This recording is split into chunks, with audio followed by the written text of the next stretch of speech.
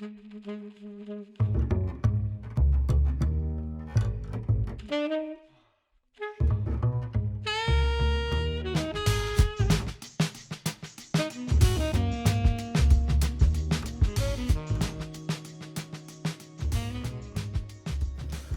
people, back again with another fun one. Of course, being in lockdown, New Zealand's gone into level 4. I'm picking off all the jobs I've been putting off, like cleaning my main machine. This is a machine I use for video editing, gaming, daily use, all of that. So it's wrapped up here in an S340 NZXT case, and I'm dealing with the cooling situation, which is the NZXT AO cooler there. There's some specs rolling along. But yeah, the machine has been running day to day. I clean it out once every 6 months, but where we live, the dust comes through basically and coats the inside of the machine. I haven't been too happy with the way I've had the fans set up as well, so I'm sort of changing that while I can. And I've got some upgraded Noctua fans to go in here. Alrighty, well the first step is basically just to strip the machine down because I need to give it a good dusting. I built the computer around October of 2018, so it's actually a couple years old. I went with the 1070 Ti because at the time New Zealand only had access to, ironically, the 2080. I can't remember if it was the Ti or just the non-Ti, and the other series hadn't been quite released yet. So I went with this. Ironically, I paid about $900 for the graphics card, which has done me very well, and I'm rather fond of it because it's square. So I'm just releasing the little locking tab. I'm trying to get my fingers in the back there. It's always a little bit fun. And the power cord was kind of caught up on the shell of the fan shroud as such. But yeah, here it is. I've also got this Audigy RX sound card.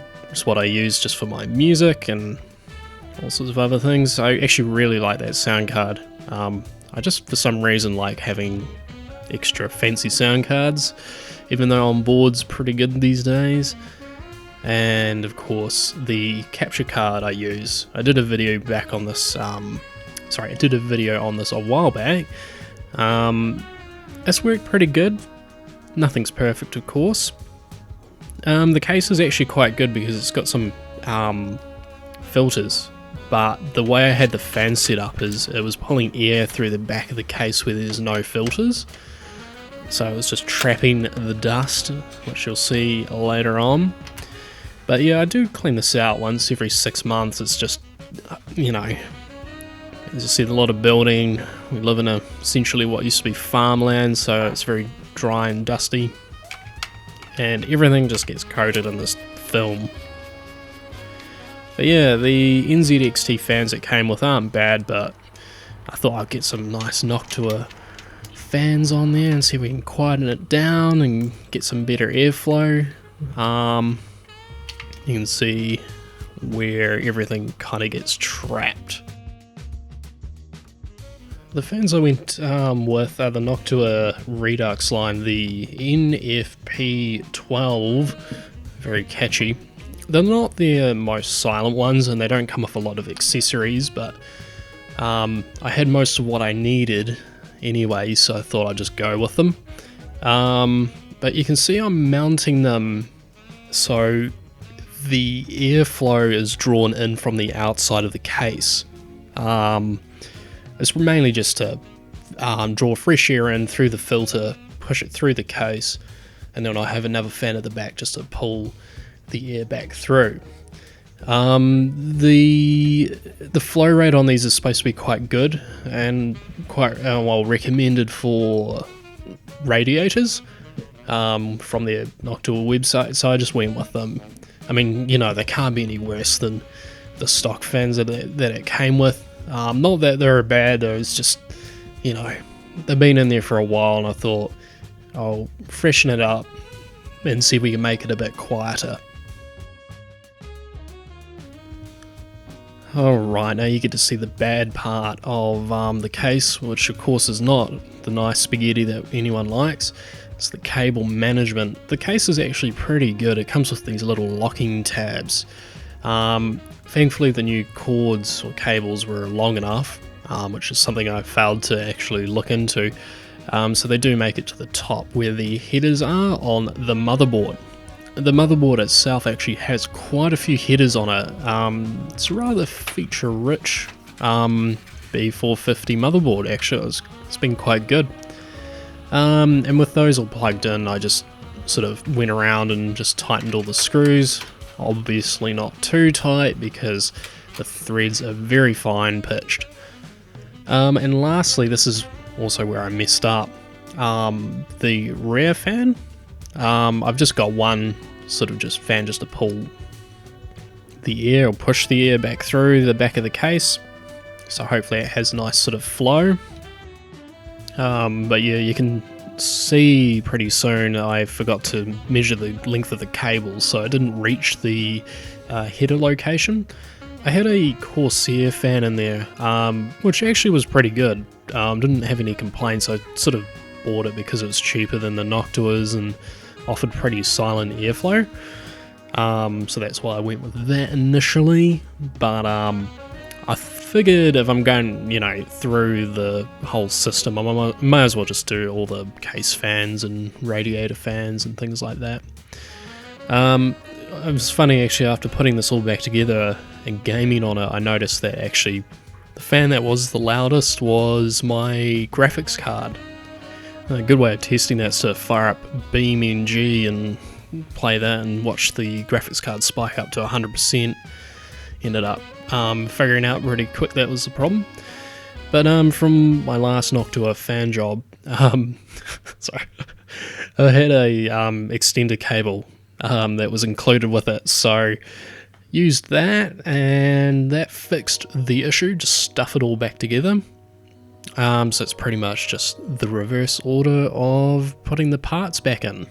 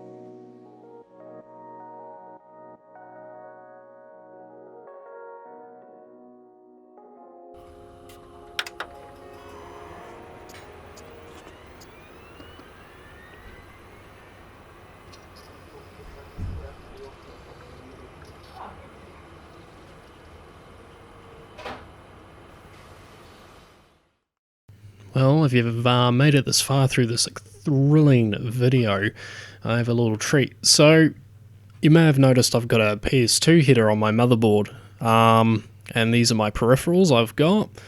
I'm not a Razer shill or anything like that, it just happened to be on special, and, they work and do their thing, pretty comfortable, but I found some new old stock, well, a new old stock item. I've got a keyboard and a mouse. The mouse is not old, but it's new, but the keyboard's old. And I saw this on Trade Me, which is like our local eBay, and picked it up for like 20 bucks or something, or 10 bucks. It's a Dell Quiet Key keyboard. I thought it may have been used, but it's actually brand new, never been used. It was all sealed up. I've never actually had one of these, so I thought everyone's going on about them. I see online around the retro community, so I figured I'd pick one up, see what it's like. You can see the date of September 1995 on there, and a convenient PS2 pinout. So if anyone needs that, there you go. And yes, it is new. You can actually see around the J key there, some plastic that hasn't sort of been filed off from manufacturing. But yes, and also a new classic is one of these IntelliMouse by Microsoft, of course. And this is the Pro version. From what I understand, the non-Pro one doesn't have a good sensor in it. So I went with this one.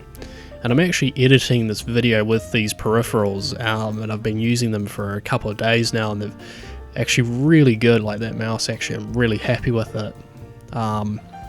So yeah, we'll fit them to the machines.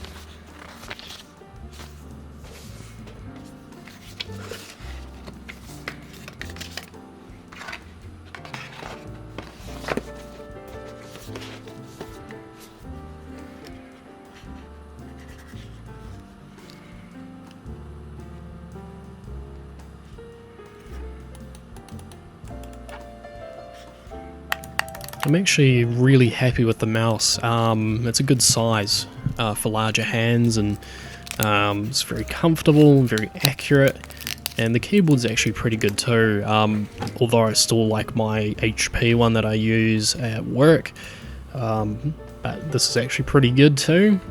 The mouse does come with, well, you can download a companion application. Just configures DPI settings, sensitivity, scroll wheel, LED on the base. But yeah, other than that, just a relaxing video really, and nothing too exciting. But yeah, some new stuff coming out soon, and hope everyone's staying safe and well. See you guys soon.